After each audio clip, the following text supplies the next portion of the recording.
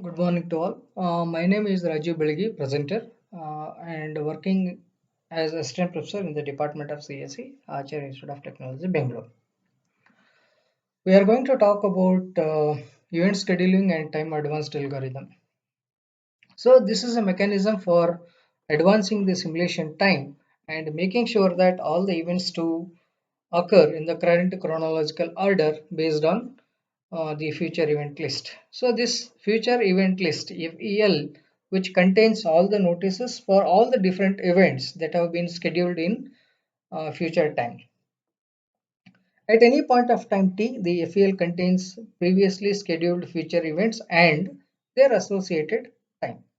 So this FEL is ordered by event. That means all the events are arranged chronologically like this, what we have mentioned here. And the current event time is t, and the event dated with the time t1 is called as imminent event. That is the very next event to occur in FEL. And there are three different processing operations which are used in ES bar TA algorithm on FEL are removal of imminent event, addition of next event to the new event to the list, and removal of some of the events. Now, before the lockdown, we have already studied about these 5 different steps and how to apply. So,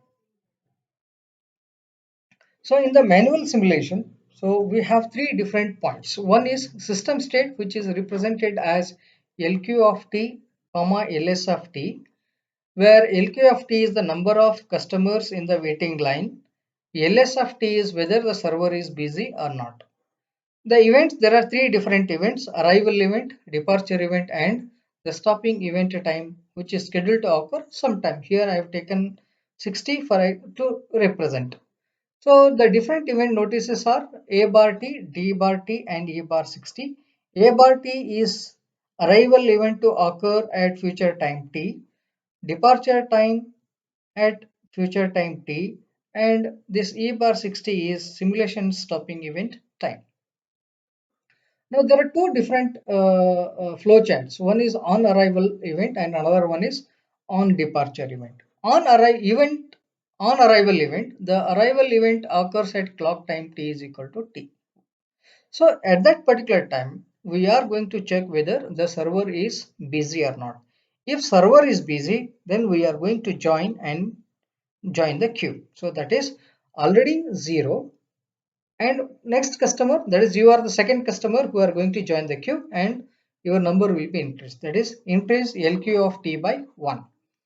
Then if no, we are going to set like the server becomes busy, that is what we are going to represent it as LS of t equal to 1. So after that server, once he goes for a service, the customer goes for a service, the generate the service time S star, and based on this we are going to find out the departure time t plus S star. So after the departure we are going to generate, that is the new arrival time for the second customer, that is t plus A star, and here also we are going to generate the inter arrival time for second customers, and after that we are going to collect the various statistical values. So these statistical values we are going to represent in the table. Now on departure event, so we are going to check, is there any other customer who is waiting in the queue? If yes, then start giving the service. When you start giving the service on departure of the previous customer, you are going to reduce the number by 1. So then for that particular current customer, you are going to generate the departure time t plus S star, and you are going to collect the statistical values. So if there are no customers, then directly you collect the current cumulative, that is correct, the cumulative statistics. Okay, based on these two, we are going to simulate one such a system for a single channel queuing system. So this is the problem where inter arrival time and the service times are given. Now based on this one, we are going to find out and we are going to find out the departure time and the arrival time for different customers. The customer number one for IA time will be 0 or no or inter arrival time. So inter arrival time is what? Is nothing but the time gap between first customer to the next customer. So arrival time for the first customer is 0. Second 8, 0 plus 8, 8 plus 4 16, 14 plus 1 15 plus 8 23 plus 3 26 plus 8 34. Now the service times already being mentioned. So 0 plus 4 will be 4 departure time, but the arrival time of second customer is 8. So that means your service begins at t is equal to 8 plus 1 service time is 9. So here you will have 4 minutes as idle time for a server. So third customer arrives at t is equal to 14, but previous customer ends at t is equal to 9. Again, the service begins at t is equal to 14. 14 plus 4 is equal to 18. So next customer, that is customer number 4, arrives at t is equal to 15. But the service ends for the previous customer is at t is equal to 18. That means 3 minutes waiting period for customer number 4. So now the service begins at t is equal to 18, 18 plus 3, 21. Similarly for customer number 5, 23 plus 2, 25. So 26 plus 4, 30. So like this, I have identified the arrival time and the departure time. So after this, we are going to represent the system or simulation table with this clock time, system state, future event list, the comments, and there are two different values, that is server busy time B and maximum queue length is MQ. So clock time, now you write down all arrival time and the departure times according to the chronological order 0, 4, 8, 9, 14, 15 and 18. So like this I have represented in the clock. Now at clock time t with the initial conditions which are mentioned, LQ of t is equal to 0, LS of t is equal to 1. So that is, there is no number of customers who are waiting in the queue. On arrival, this server becomes busy, that is 1. So at clock time t is equal to 0, what are the future events? The future events are 4 and 8, that is departure of first customer, arrival of second customer. So here I have written arrival of second customer at t is equal to 8. At clock 0, what is the server at a busy time? That is 0. MQ is also 0. At clock 4, the future events are 8 and 9. That is customer arrival of second customer, departure of second customer. I have written here this one. At this point of time, from 0 to 4, server was busy. That is t is equal to 4. There are no customers who are waiting in the queue. That is why 0. Now, at clock t is equal to 8, that is arrival of the second customer. But at this point of time, LQ of t is equal to 0. LS of t, that is becomes 1 because there are no customer at this service counter. So for this events are 9 and 14. I have written here. Now at this point of time, even though this is at t is equal to 14, but at that point of time the server was not busy. Only this till t is equal to 4 equal to 0. That is b equal to 4 and this is 0. Now at clock 9, one was there at the service counter, he is departing. So that means what? This one becomes 0. I have written here what are the future event list. But the cumulative value of B will become 5 because 8 to 9 the server was busy. So it is 4 to 5, there was no customers. Going ahead with next, at t is equal to 14, LQ of t is equal to 0. Again LS of t becomes 1. I have written here at this point of time only busy is 5 minutes. Now at clock t is equal to 15. So already one service is for the previous customer, that is customer number 3.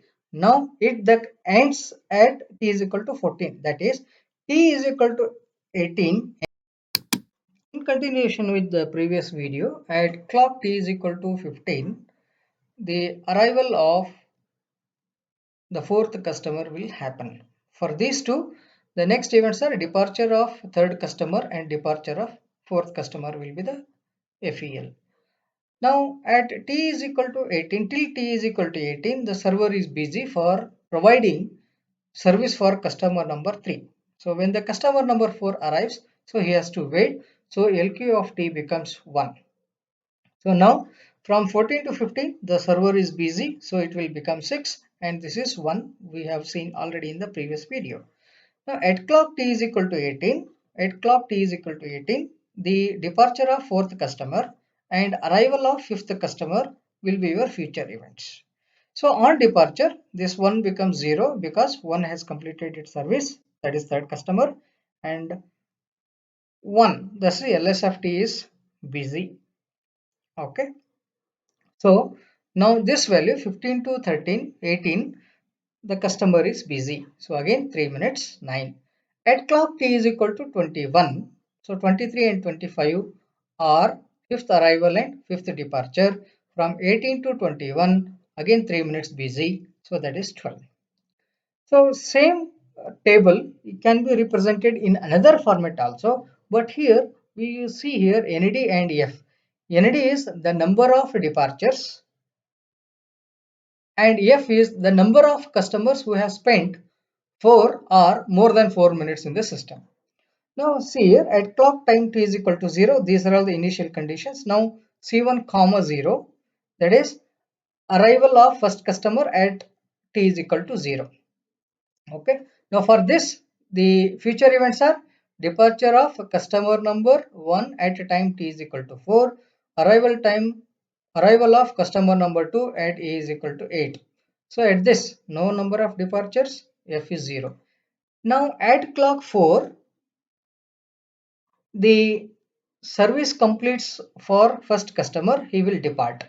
So that LS of t, that is at this particular point of time, the server becomes free. So 0, 0. Now arrival of customer number 2 at t is equal to 8. Departure of customer number 2 at t is equal to 9. So now first departure. Now this is 1 because total time spent in a queue, arrival time and the departure time, if you look at 4 minutes, that is 1. Now at clock t is equal to 8, that is arrival. On arrival, the server becomes busy. So now these two are the FEL. Now the same values will be represented. Now at clock t is equal to 9, that is second departure. Now I have written the number of departures becomes 2 and F is 1. Now these two are the FEL. Now if you continue the same thing, if you look at here, at t is equal to 14, these are the events. F is 1, ND is 1 and server is become 2. Now at t is equal to 15, so these are the conditions. And if you look at here at t is equal to 18, so you know how to write all this, but ND becomes 3 because third departure. Now this value will become 2 because for third customer, look at arrival time and the departure time, it is 4th minute.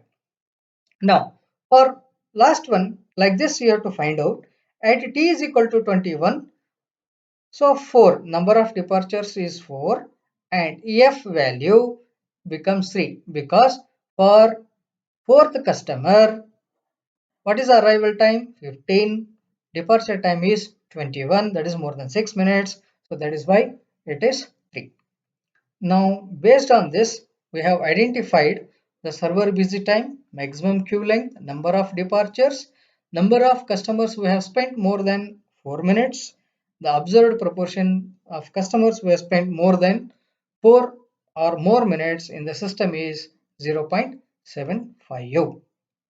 Thank you.